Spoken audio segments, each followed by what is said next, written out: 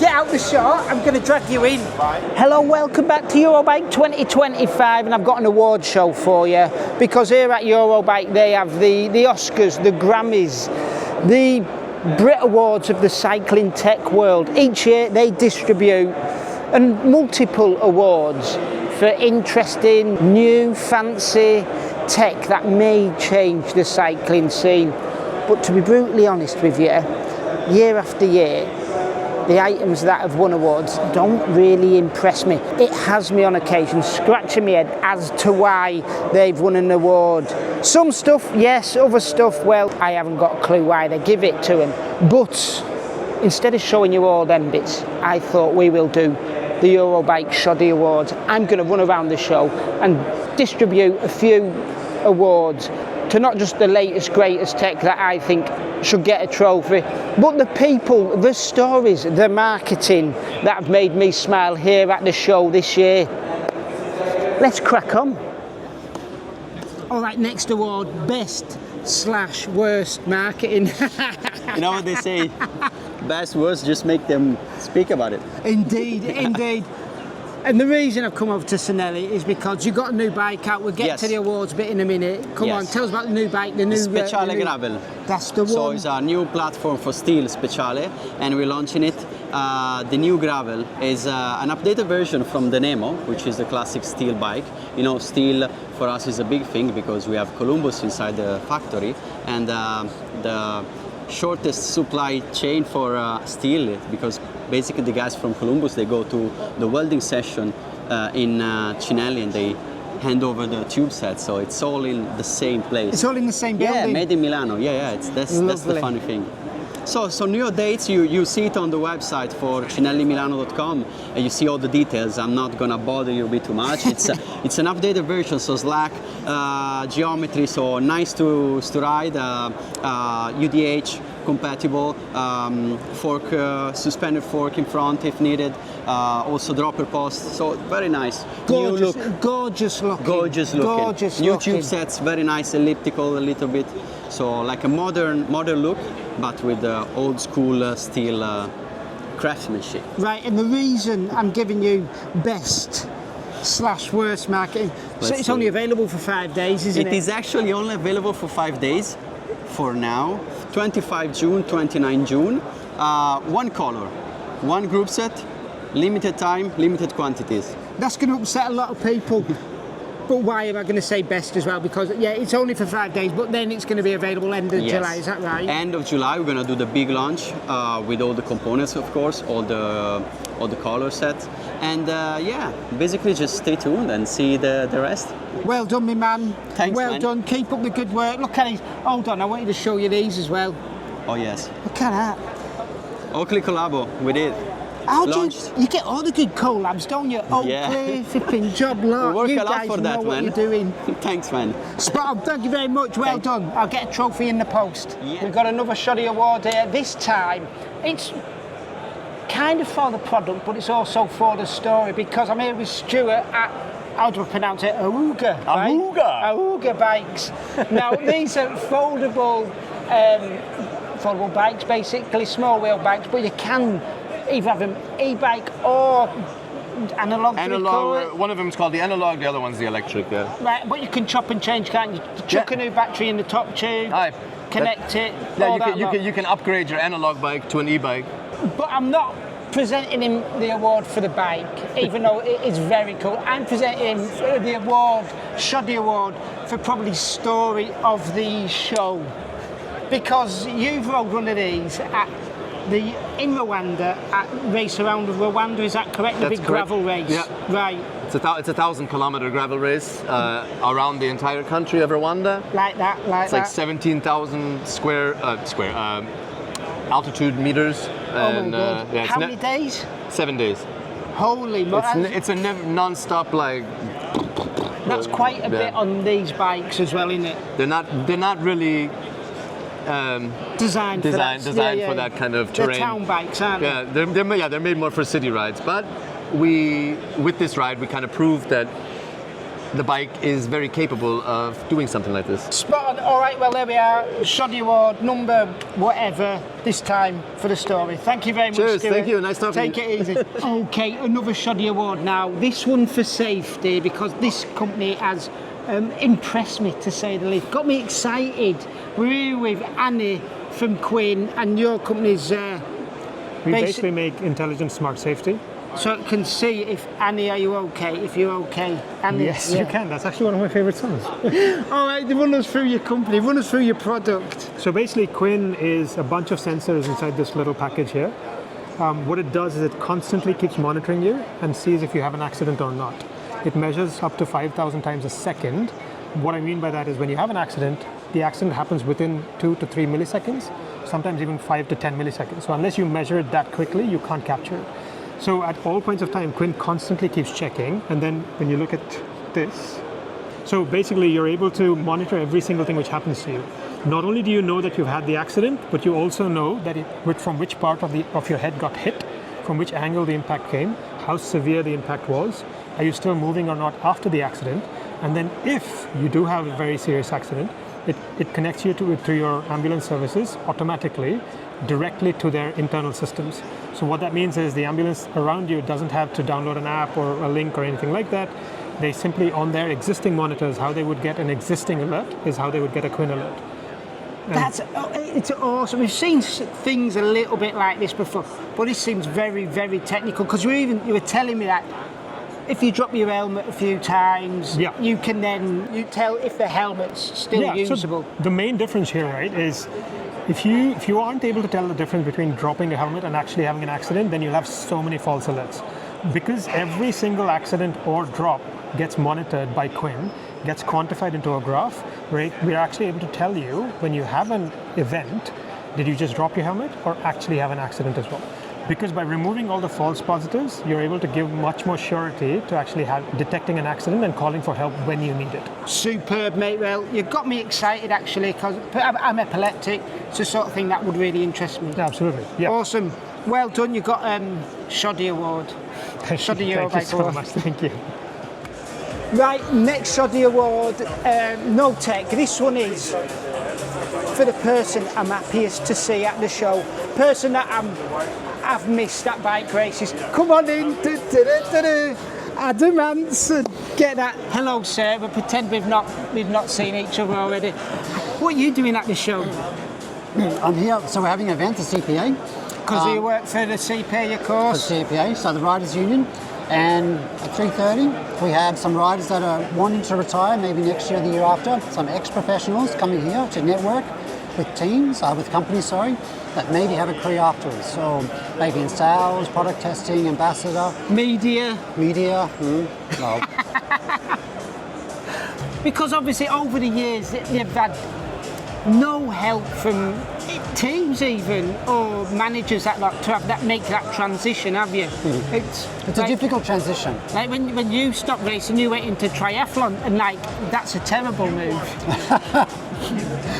I did a lot of years racing on the road. I wanted to try something different. Yeah. No. But then you fell into CPA. What would your one bit of advice for the youth of today who are racing in the World Tour when to looking forward to the future? When they think, right, I've got 5, 6, 7, 8 years of racing ahead of me. Does it focus on the racing or say, no, think about... No, you can focus on the racing, no problem with that. Yeah. You have enough time to do some investments to create a passive income. Which you did when you were racing. That's what I did when I was racing, and I'm very fortunate now, and I'm really glad I did that. And riders do have a lot of free time, so the riders out there, when you are in your hotel, laying on the bed, when you have 1 hour before massage or after dinner, you've got a couple of hours. No Netflix. No Netflix, no social media. Well, you can do some social media, so you can see your pretty face. Look at investing in some property. Try and get a rental. Try to look at some passive income alternatives and invest young and you'll grow for when you retire. And I really, really recommend this. So when I was racing, I did a lot of things on the side. I encourage a lot of my teammates also. Some of them have called me up and thanked me. Really? Who's that? Go on, who's that? Well, I don't want to say their names, but go on. It's from the HCC days and also a few rides from Lotto. And it's like, because of the property boom, you know, I was always encouraged. I bought a lot of flats, renovated and rented In them. the Czech Republic, The Czech Republic and UAE. Also UAE, yeah. Bloody hell. And properties, well, like for example, the first flat I bought in the Czech Republic was €27,500. 27,500 €27,500 for a 90 square metre in a very good village. And when I say village, it's the first village that goes to the mountains in Friedland nad Ostravitze. It's beautiful. And then today, you know, you cannot buy something there. The same property there, I looked a couple of years ago, same property there was in Czech crown is 8 million Czech crown, which is like... I can see the numbers working. Just over €300,000. The same size and same street. There we go. Young pro riders do it now. I bet you didn't tune in expecting how to buy a house stuff. Time for a proper tech award now. None of the stupid stuff. You've had enough of them, haven't you? This one has got to go to most interesting frame at the show. Now, there is a clause in this one because it's got to look nice as well. So sorry, Factor, you're not included here. If you want to know what that bike's like, go and check out the first video from the show. Yes, this one comes down to 2 bikes, and as I say, it's got to look really nice. There's the Windspace one, which is very interesting. Their new aero bike, the T1600, if I remember rightly, replacing the T1550. A bike that is going to be used in the Tour de France Femmes by the Windspace team, which is actually French registered. Well, yeah, interesting bike there. Got some interesting features, including that little cutout on the back. But I wanted beauty, and Seka have jumped out at me. This is another Asian brand based out of Shanghai, if I remember rightly, and they have got a new gravel bike. One that takes cues from the aero road bike that you might have seen recently from these guys as well. It's got that cutout on the rear back, which, believe it or not, isn't for aerodynamics, but it's for a bit of compliance, bit of comfort. But yeah, this is their new gravel bike that is unreleased, still getting tested, going to go in the wind tunnel in Silverstone in a couple of weeks, I'm told. And they're thinking about it all. They've got proprietary bottles on there, 3D printed at the moment, but you'll be able to fit normal bottles on there, just like their normal road bike. And you know it's high end when even the stand it's being held up by is 3D printed as well. These guys are premium, but not crazy money. I think the road frame's like €2,800, which is, it's pricey, but it certainly undercuts some of the big players, doesn't it? I think it's something we need to look at a later date. Right, on to other things that look beautiful as well now. Quick award, best paint job at the show, and it's got to be this wheel here, Verticale. Just look at it. We've got a bit of gold on there, not just on the frame, but on the wheels. Mickey, they're in-house brand now. And just look at that marbling. Gorgeous, isn't it? Next award is product I saw on Instagram and had to come and check out because it had me wondering what it was all about. We're here, Stefano from Fasten Wheels, that's right. Explain away. What have we got going on here? Yeah, sure. We have put on the frame the disc brake, the bearings and the rocket.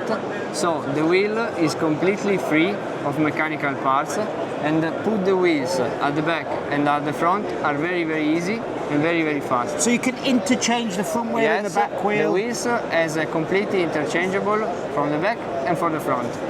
So the bearings are all inside the frame where the axle would usually be, is that right? The bearings are inside the frame. We have 8 bearings in total, 2 from side, 2 at the back on the left, 2 at the back on the right, and the same in the front. Okay, what was the idea behind this? Why did you want to produce a product where the cassette and the disc brake rotor is still attached to the frame? We have produced this system to make the wheel change in the race very, very simple and very, very fast. So I'm guessing you've seen the pro mechanics with struggling to get wheels in and out. Yeah, but also for the rider, for a lot of billion people who love ride the bike, but with mechanical things are not so practiced. So with this system, put the wheels is easy for all. Thank you very much for your time. Thanks to you. Thanks to you. Good luck with it. Prototype form. Hopefully we'll see it come to market. Thanks to you. Awesome. Thank you. Nice guy. Hey, I was ready to come over here and not rip into him, but like question why on earth he's done it. But it's nice to see people with passion, young people come into the industry with fresh ideas. You never know where that thing could go. Because like we say, I've seen mechanics in World Tour races have serious problems getting disc wheels in and out. So good luck to him. Right, next award is for the bike that I think is going to change the face of cycling. Or at least I think it should, because in my opinion, every kid should have a good bike. You start a kid off with a good quality bike, lightweight frame, decent geometry, comfortable saddle. They're going to love cycling for life, aren't they? And it looks like Giant agree with me. They've got a new bike called the Seek, which is designed just for kids from about the age of 10 to 12, 14, so 130 centimetres to 150 centimetres. And this bike is designed from the ground up for those sort of kids. Lightweight alloy frame, 27.5-inch wheels, carbon as well, look at that.